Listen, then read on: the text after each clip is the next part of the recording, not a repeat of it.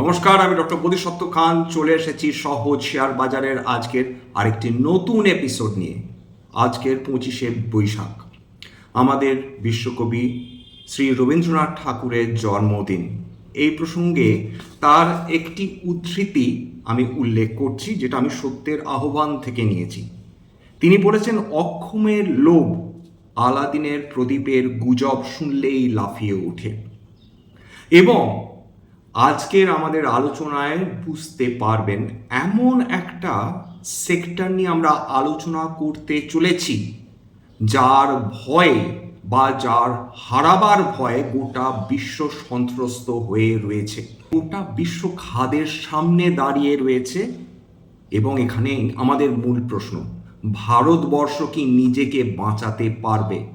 আগে হ্যাঁ, আমরা রেয়ার আর্থ এলিমেন্টসের কথা বলছি, অর্থাৎ যে খেলাটা চীন খেলে চলেছে। বিশ্বের এক নায়কতন্ত্র তারা চালু করে দিয়েছে। সাপ্লাই চেন তাদের হাতে, ম্যানুফ্যাকচারিং তাদের হাতে, মাইনিং তাদের হাতে, প্রোডাকশন তাদের হাতে। বিশ্বের মোট produced rare earth permanent magnets এর 92% সেটা চায়না তৈরি করে। এবং তার উপর বিশ্বের সমস্ত সেক্টর ডিপেন্ডেন্ট। এবং যদি চায়না চায় এই মুহূর্তে এখনই গোটা বিশ্বকে স্তব্ধ করে দিতে পারে। তার মধ্যে স্যাটেলাইটও রয়েছে। আপনি, আমি, আমেরিকা, ইউরোপ কেউ কিচ্ছুটি করতে পারবে না। এমন একটি ভয়ানক খেলা চায়না অলরেডি খেলতে শিখে গিয়েছে, তার রণকৌশল শিখে গিয়েছে। সেই জন্যই তারা এই রেয়ার আর্থ এলিমেন্ট যেটা তারা প্রডিউস করে থাকে সেটাকে তারা স্ট্র্যাটেজিক অ্যাসেট বলছে। চীনের ওপর যখন 135% শুল্ক বসিয়ে দিয়েছিলেন আমেরিকার প্রেসিডেন্ট ডোনাল্ড ট্রাম্প, তখন চায়না একটি কথাই বলেছিল, আজ থেকে আমরা রেয়ার আর্থ এলিমেন্টস বা পার্মানেন্ট ম্যাগনেটস যেটা রেয়ার আর্থ এলিমেন্টস থেকে তৈরি হচ্ছে সেটা এক্সপোর্ট করা বন্ধ করলাম। ডোনাল্ড ট্রাম্প বাধ্য হলেন নিজের ঘোষণা করা বিবৃতি ফিরিয়ে নিতে। তিনি বললেন, না না, এরকম কোনো প্রয়োজন নেই, আমি চায়নাতে যাচ্ছি আলোচনা করার জন্য। আমাদের রেয়ার আর্থ এলিমেন্টস লাগবে, আমাদের পার্মানেন্ট ম্যাগনেটস লাগবে। এই মুহূর্তে বিশ্বের সমস্ত দেশ অসহায়, বিশ্বের সমস্ত দেশ সম্পূর্ণভাবে নির্ভরশীল চায়নার এই রেয়ার আর্থ এলিমেন্টস এবং পার্মানেন্ট ম্যাগনেটসের ওপর। দেখুন, বিশ্বের 90% বা 92% রেয়ার আর্থ পার্মানেন্ট ম্যাগনেটস উৎপাদন করে চায়না। এবং বিশ্বের মোট যে মাইনিং হয় রেয়ার আর্থ এলিমেন্টস তার 60% কন্ট্রোল করে চায়না। ভারতবর্ষের এখানে স্থান কোথায়? নেই বললেই চলে। এবং সম্পূর্ণভাবে নির্ভরশীল চীনের ওপর। নেওয়ার প্রয়োজন রয়েছে যে রেয়ার আর্থ এলিমেন্টস বলতে কি বোঝায়।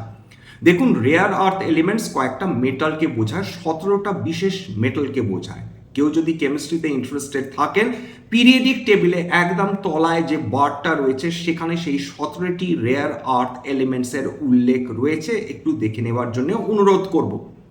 এই 17টি critical elements, rare earth elements, শুনতে রেয়ার লাগছে, দুষ্প্রাপ্য লাগছে, আদেও দুষ্প্রাপ্য নয়। তাহলে প্রবলেমটা কোথায়? কেন একমাত্র চায়নাই বিশ্বের প্রায় সমস্ত রেয়ার আর্থ পার্মানেন্ট ম্যাগনেটস তৈরি করছে, বিশ্বের অন্য কোনো দেশ করছে না? তার কারণটা লুকিয়ে রয়েছে এর কমপ্লেক্সিটিতে, এর টেকনোলজিতে, এর ওয়েস্টেজে, এর পলিউশনের যে প্রশ্নটা উঠছে সেইটা নিয়ে। অধিকাংশ দেশ এর থেকে উদ্ভূত যে পলিউশন রয়েছে সেই রিস্কটা নিতে চায় না। চায়না নিজের দেশের মানুষের ভাবনা না ভেবেই 30 বছর আগে থেকে তারা এই রেয়ার আর্থ এলিমেন্টস প্রোডাকশন শুরু করে গিয়েছিল, যেটা বিশ্বের অন্যান্য দেশ করেনি। ভারতবর্ষর কাছে তাহলে কি রেয়ার আর্থ এলিমেন্টস বলতে কিছুই নেই? শুনলে চমকে যাবেন যে বিশ্বের যে কটা দেশের কাছে বিপুল পরিমাণ রেয়ার আর্থ এলিমেন্টস রয়েছে তার মধ্যে 5ম স্থানে রয়েছে ভারতবর্ষ। এই যে রেয়ার আর্থ এলিমেন্টস, এটা কোথায় পাওয়া যায়? সমুদ্র উপকূলবর্তী যে বালি রয়েছে, বিশেষ ধরনের বালি যাকে বলা হয় মোনাজাইট স্যান্ড, যেটা অলরেডি প্রোভেন, সেটা হচ্ছে 13.15 মিলিয়ন টন মোনাজাইট বালু আমাদের কাছে রয়েছে।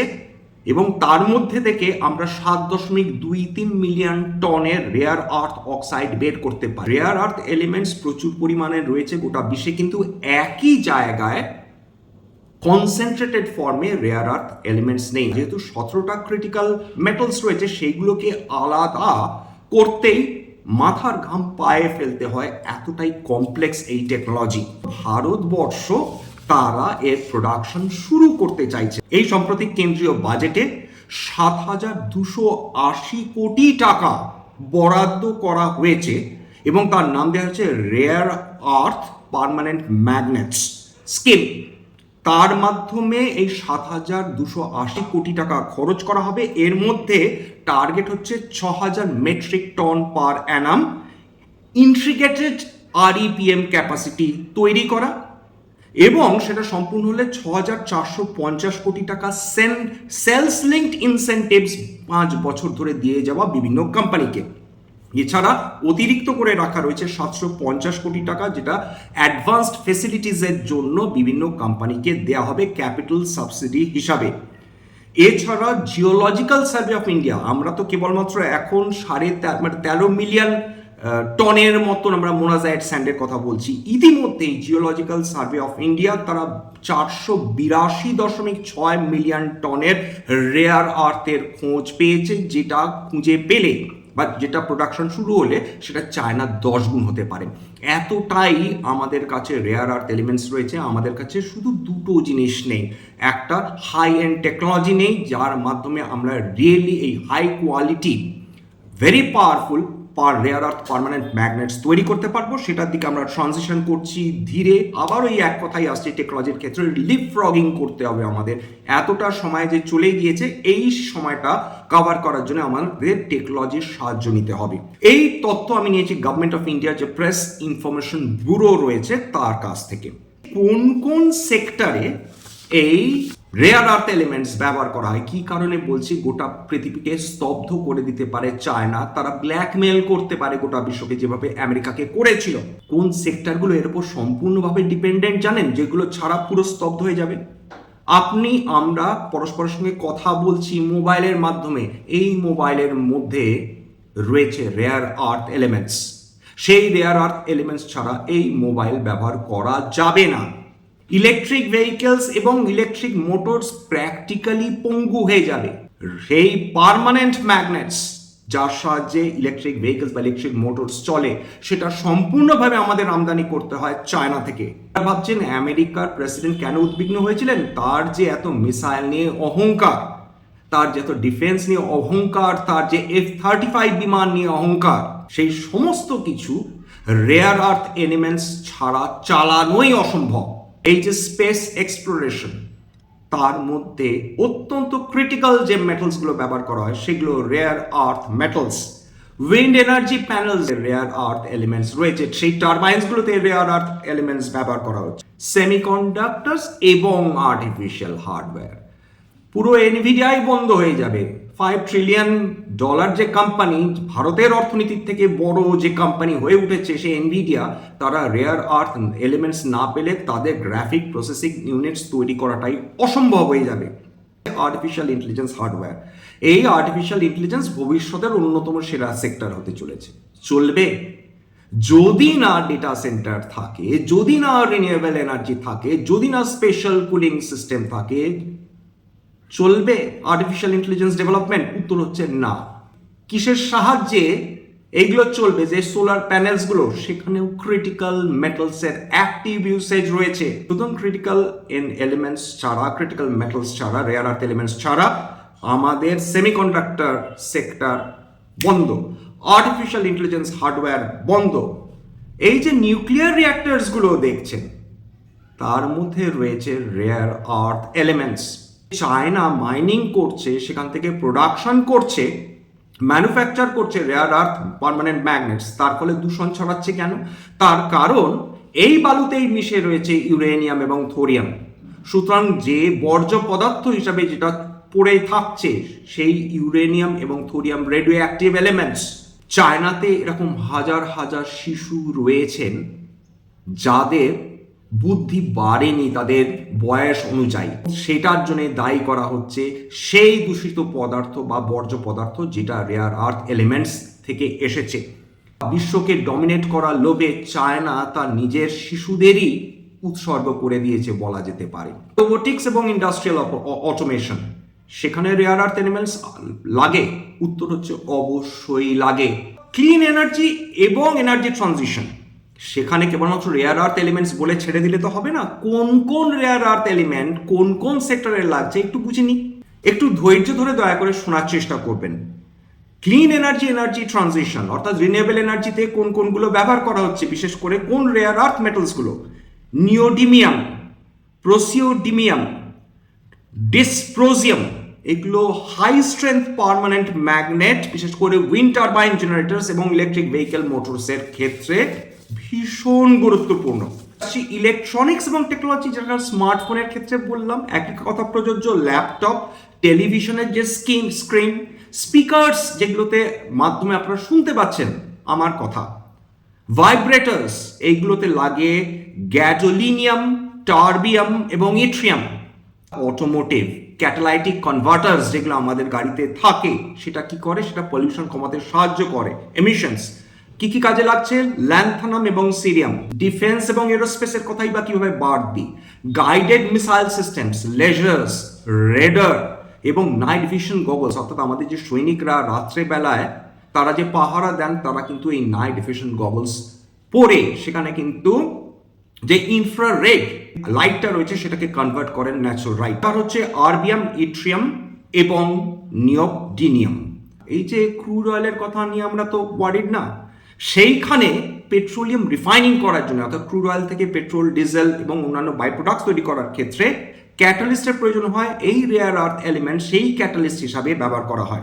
মেডিকেল টেকনোলজি, এই যে medical imaging devices, MRI, specialised medical lasers, সেখানেও ব্যবহার করা হয় রেয়ার আর্থ এলিমেন্টস।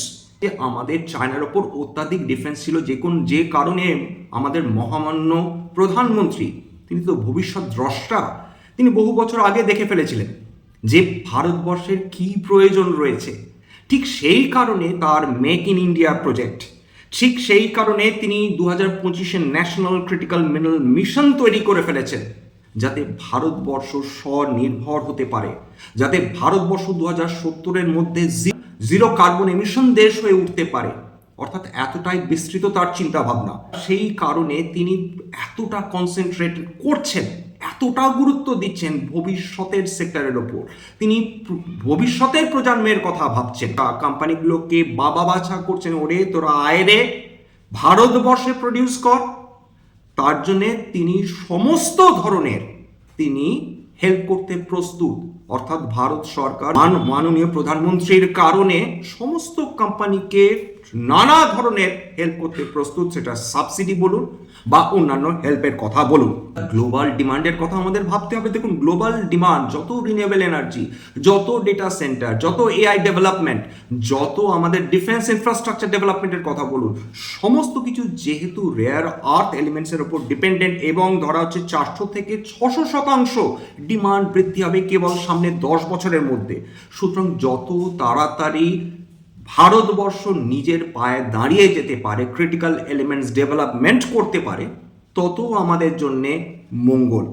কোন কোন কোম্পানিজ, বিশেষ করে সেটা তো আমাদের বুঝতে হবে যে কোন কোন কোম্পানিজ তারা অলরেডি প্রোডাকশন করার জন্য চেষ্টা করছেন, মাইনিং করার জন্য চেষ্টা করছেন, ম্যানুফ্যাকচারিং করার জন্য চেষ্টা করছেন, সেটা বুঝে নেওয়ার দরকার। দেখুন, এই মুহূর্তে ভারতবর্ষের সবচেয়ে বড় কোম্পানি, গভর্নমেন্ট পিএসইউ, সেটা হচ্ছে IREL ইন্ডিয়া লিমিটেড, ভারতবর্ষের সবচেয়ে বড় রেয়ার আর্থ এলিমেন্ট মাইনিং এবং প্রসেসিং কোম্পানি। এবং তারা মোনাজাইট যে বালু রয়েছে সেখান থেকে রেয়ার আর্থ অক্সাইডস তারা সেগ্রিগেট করছে। 2 নম্বর, NMDC, ফিউচার রেয়ার আর্থ এক্সপ্লোরেশনে তারা অলরেডি কাজ শুরু করে দিয়েছে। 3 নম্বর, কোল ইন্ডিয়া, গত কিছুদিন আগেই তারা ঘোষণা করেছেন তাদের কর্তৃপক্ষ ক্রিটিক্যাল মিনারেলস এবং রেয়ার আর্থ সেগমেন্টে তারা এন্ট্রি নিতে চলেছে। বেদান্ত গ্রুপ বহুদিন আগে তারা জানিয়ে দিয়েছে যে ক্রিটিক্যাল মিনারেল সেক্টরে তারা এক্সপ্যানশন করতে চলেছে, তারা ইন্টারেস্ট দেখিয়েছে। এছাড়া টাটা কেমিক্যালস, তারা রেয়ার আর্থ প্রসেসিংয়ে নিয়ে বহু বছর ধরে ঐতিহাসিকভাবে তারা কাজ করে চলেছে। ভারতবর্ষের কাছে না সব কিছু আছে, কেবল মাত্র আমাদের এখন সময়ের অপেক্ষা। যে সেক্টর ধরুন না কেন, সেই সেক্টরে আমরা বহু যুগ ধরে পিছিয়ে রয়েছি, কিন্তু এখন আর নয়। ভারত সরকারের উদ্যোগে আমরা এমন একটা জায়গায় পৌঁছে যেতে চলেছি যেটা অকল্পনীয়।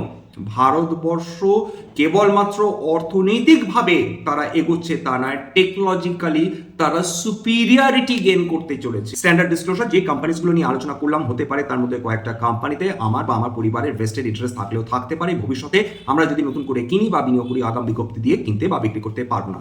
স্ট্যান্ডার্ড ডিসক্লেমার, এটা কেবলমাত্র একটা এডুকেশন চ্যানেল। বাঙালি বিনিয়োগকারীদের ইনভেস্টর অ্যাওয়ারনেস বৃদ্ধির জন্য এখানে কোনো ধরনের কোনো শেয়ারে buy sell recommendation, suggestion, advice এমনকি ইনফ্লুয়েন্স করার প্রচেষ্টা নেই।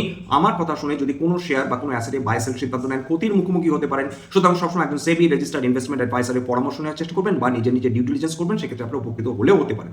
সবশেষে যেটা বলি, যদি এই ধরনের এপিসোড আপনাদের ভালো লাগে, প্লিজ একটা লাইক দেবেন, প্লিজ সাবস্ক্রাইব করবেন, এবং যদি সত্যি মনে হয় আমার বাঙালি ভাই বোনদের জীবনে একটুখানি ভ্যালু অ্যাড করতে পেরেছি, নিজে গ্রুপে শেয়ার করে দেওয়ার চেষ্টা করবেন। আজকের জন্য নমস্কার।